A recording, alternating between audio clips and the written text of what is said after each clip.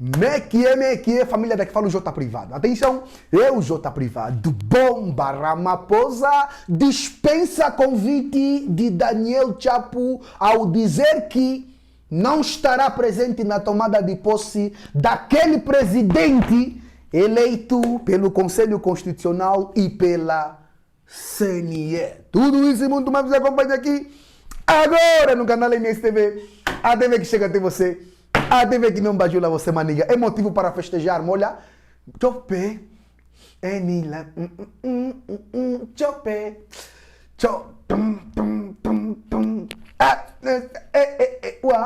YMCA. Há motivos para festejar, mano. Valeu, mano Wilker Dias. Mana Quitéria Kirengani. A plataforma eleitoral decide. Sim, senhora, vocês estão a trabalhar, meus irmãos. Ah, isso não é nada. Mesmo assim ele vai tomar posse. Significa muita coisa isso. Isso pode abalar relações entre Moçambique e África do Sul. Isso quer dizer que o homem não concorda. Inscreva-te no canal, por favor, não seja burro. Vamos lá, olha aqui, ó. O presidente sul-africano destaca a importância de Moçambique na região. Sim, o presidente sul-africano confirmou que o seu governo está pronto e disposto a apoiar Moçambique caso se mantenha a agitação pós-eleitoral, sem dar mais detalhes sobre como seria essa intervenção. Citado pelo portal sul-africano, na cidade de Cabo, durante um fórum empresarial progressista do Congresso Nacional Africano, Cyril Ramaphosa afirma estar indeciso sobre a sua participação na cerimônia de tomada de posse de Daniel Chapo na quarta-feira, em dia 15, em Maputo.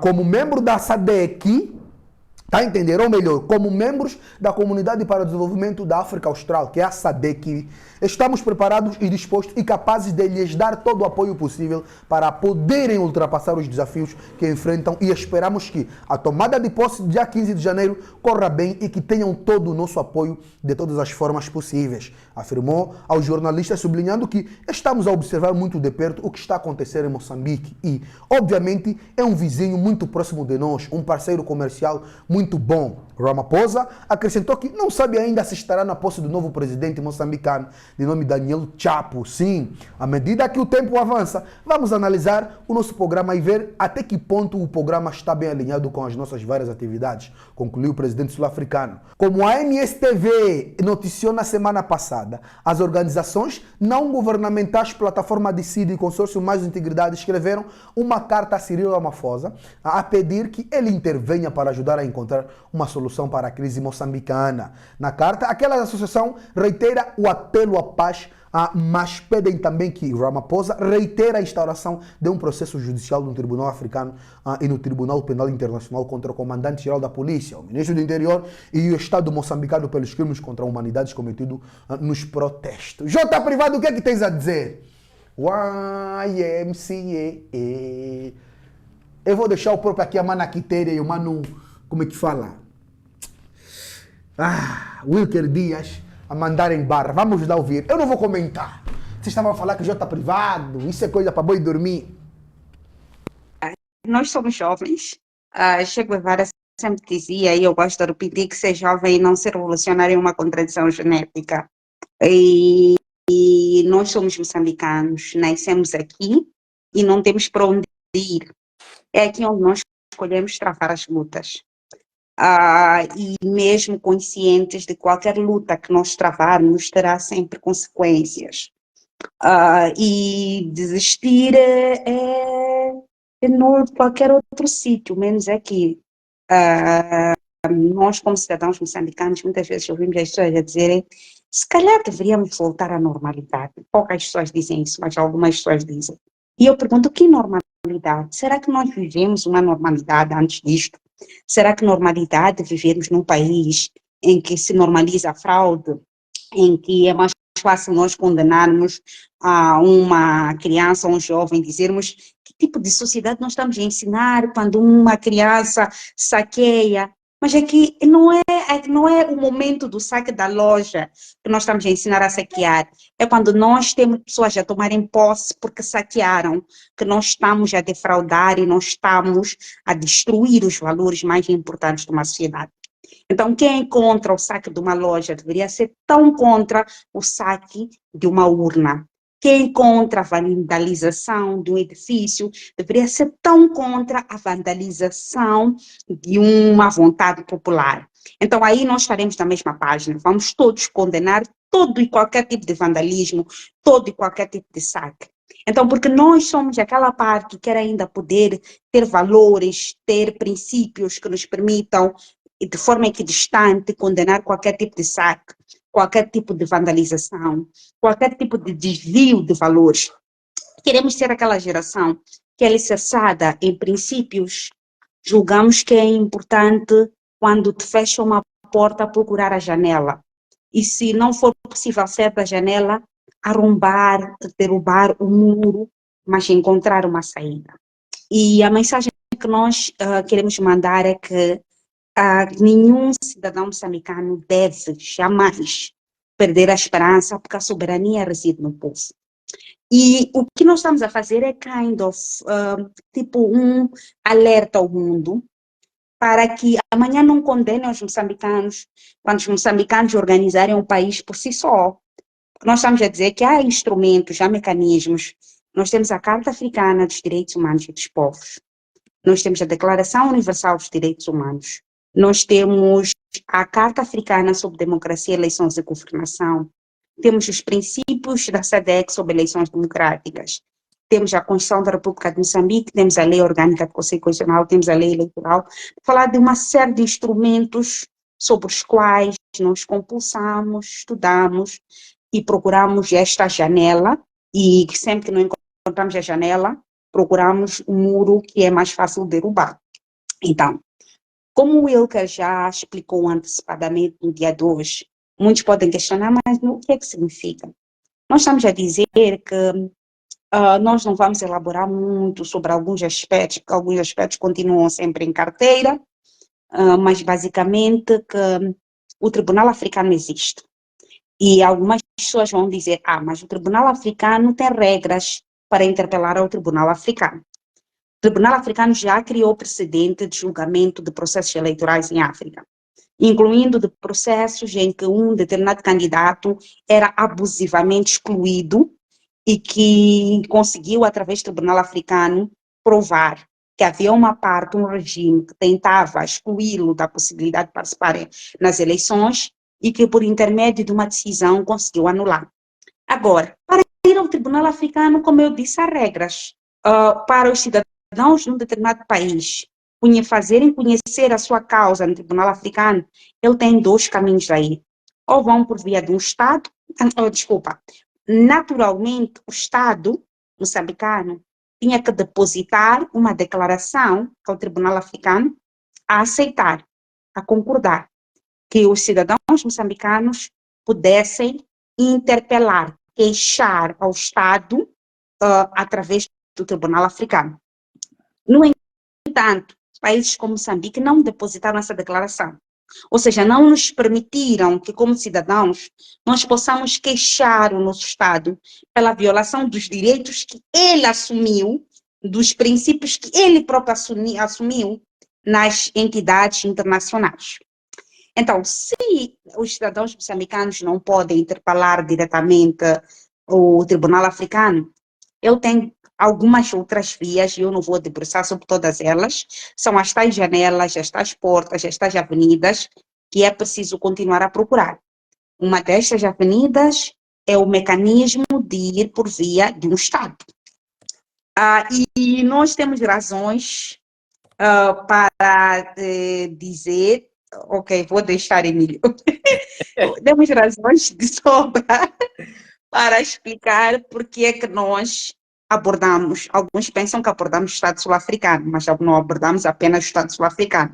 Vai ser necessário procurar um bocadinho de toda a África para descobrirem todos os Estados que vão ser abordados nesse sentido, incluindo Estados que têm assuntos em relação a Moçambique muito antigos por resolver. Por quê? Porque os Estados têm o direito e a prerrogativa de litigar contra outro Estado, incluindo de queixar ao outro Estado por determinadas violações. E há alguns Estados que já queixaram contra outros Estados ao nível do Tribunal Africano. Então, isto é uma jurisprudência, ou seja, constitui um precedente que abre uma porta, abre uma janela para que esses Estados possam também queixar contra o Estado moçambicano. Há duas outras informações que nós tivemos. Este é um caminho dos Estados. Há outros caminhos sobre os quais nós vamos explorar, mas que eu acho que não há muita necessidade de eu debruçar muito. O Wilka também vai trazer os pontos e tal. Há um outro aspecto. Muitos de nós não sabíamos que no dia, não vou precisar, mas há pouco tempo, quando os diferentes atores fizeram uma série de queixas à Comissão Africana dos Direitos Humanos e dos Povos, a Comissão Africana de Direitos Humanos e dos Povos tirou 3 resoluções a obrigar, a instar o Estado moçambicano a se comportar, porque o Estado moçambicano estava a violar todos os instrumentos africanos de direitos humanos. Houve uma atitude de junção, não só de relatores das Nações Unidas que nós partilhamos, mas afinal também houve uma atitude de relatores, comissários da Comissão Africana de Direitos Humanos, juntarem-se e fazerem resoluções a instarem o Estado moçambicano para parar de se comportar inadequadamente em relação aos seus cidadãos. Nós não tivemos acesso pontualmente em relação a essas resoluções, tomamos conhecimento apenas quando reunimos com esses autores e eles nos partilharam esta informação. Ocorre que o comportamento do Estado moçambicano roçou tanto a irregularidade, que chegou a um nível que ultrapassou a capacidade dos comissários da Comissão Africana de Direitos Humanos dos Povos agirem. Isso dito da boca deles, quer dizer, nós soubemos em primeira mão que a própria Comissão Africana disse não, o Estado moçambicano está se a comportar tão vergonhosamente que o assunto já tem que ser remetido ao Conselho de Paz e Segurança da União Africana. Porque o Conselho de Paz e Segurança tem que intervir no assunto de Moçambique. Houve uma recomendação da comissão que levou a União Africana à necessidade de o Conselho de Paz e Segurança agir no território moçambicano. Quer fosse uma ação que eles deveriam fazer uma avaliação para perceber se é necessário mandar uma missão de paz, se é necessário intervir nas eleições, se é necessário criar um mecanismo de diálogo, qualquer que fosse a intervenção, mas era obrigatório o Conselho de Paz e Segurança agir. Enviaram todo o material necessário para o Conselho de Paz e Segurança agir. A União Africana teve a atitude de agendar uma reunião sobre Moçambique no Conselho de Paz e Segurança. E a União Africana, o Conselho de Paz e Segurança da União Africana agenda uma sessão para discutir Moçambique, que era a sessão que ia discutir o que a Missão de Paz e Segurança deveria imediatamente fazer. A menos de uma semana para a realização da reunião do Conselho de Paz e Segurança, houve umas pessoas moçambicanas, que não queremos citar nomes, que foram a Addis Abeba, foram ter com o presidente da União Africana, foram ter com o Conselho de Paz e Segurança, levaram uma mala lá para o Conselho de Paz e Segurança, segundo especulações, não estou acusando ninguém, é o que nos disseram nos corredores, e levaram uma tal mala, que o que nós não sabemos dizer se era uma mala de dinheiro ou era uma mala de ameaças, mas que fosse qualquer coisa. E depois dessa tal visita de pessoas que não sabemos quem é, não estamos a acusar ninguém, a reunião do Conselho de Paz e Segurança foi cancelada à última hora. Vocês estão a ver até que nível nós chegamos. Um Conselho de Paz e Segurança em estado a intervir, porque a situação de Moçambique escalou a um nível, mas tão elevado, que até a agenda, as pessoas são convocadas para ir a Addis Abeba discutir sobre Moçambique. E a última hora, antes de discutir sobre Moçambique, a reunião é cancelada. Então toda a gente ficou escandalizada. As próprias pessoas que vão participar na reunião ficaram escandalizadas pelo cancelamento desta reunião. Então, esta situação fez com que mais pessoas se unissem de fora de Moçambique, dispostas a ajudar Moçambique a ir com este assunto. Nós até perguntamos, como muitos se perguntam, mas e se houver tomada de posse? Se houver tomada de posse e tal, que é uma coisa que estão a agendar, não sabemos se vai acontecer ou não, e tal, será, olha, se houver entendimento entre as partes, que é uma questão que os diferentes atores internacionais estão a falar sobre a necessidade de diálogo genuíno, não um diálogo não genuíno, se houver uma resolução real dos problemas, em que as partes todas se encontrem tranquilizadas com a resolução do problema, assim pode não haver necessidade de intervenção. Mas não havendo uma intervenção, ainda que alguém tenha tomado posse, anula-se a tomada de posse. Ainda que passe 6 meses, ainda que passe um ano, se os moçambicanos não estiverem satisfeitos, e eu, quando digo isso, não estou a dizer para nós moçambicanos pararmos de lutar, sentarmos e ficarmos à espera. A maior mensagem que nós tivemos aqui neste processo é que este país é nosso. E este país é nosso, não é uma mensagem que é partidária, mas é uma mensagem que qualquer cidadão deveria aprender quando começa a falar na escola primária. Deveria interiorizar que este país é nosso. E se nós batermos todas as portas existentes, nacionais e internacionais, e elas não fizerem aquilo que elas têm que fazer, porque a nossa expectativa é que as diferentes entidades, não se preocupem, não estou a organizar nada, então, eu muito sobre isso. Então, as diferentes entidades nacionais e internacionais vão se cansar de receber nossos expedientes, porque nós somos uma geração que está proibida de falhar e somos uma geração que está proibida de desistir. Nós vamos continuar. Aí gostamos do fato de que continuam a violar leis e continuam a nos mandar violações de leis. Nós nos indignamos que todo cidadão moçambicano quer um diálogo genuíno, quer uma resolução do problema, ainda que nós interiorizemos que votos se contam, não se negociam. Nós queremos a pacificação do país.